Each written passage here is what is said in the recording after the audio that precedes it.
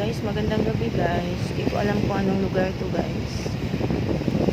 You know, wala kang makikita ay puro dagat at langit lang. Pasensya na kung malilito sa pag-upload ko kasi wala nga signal dito eh.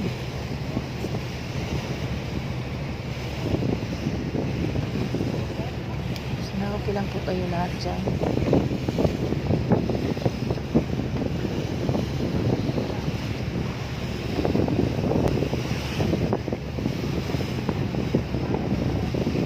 Naman ang barko ko.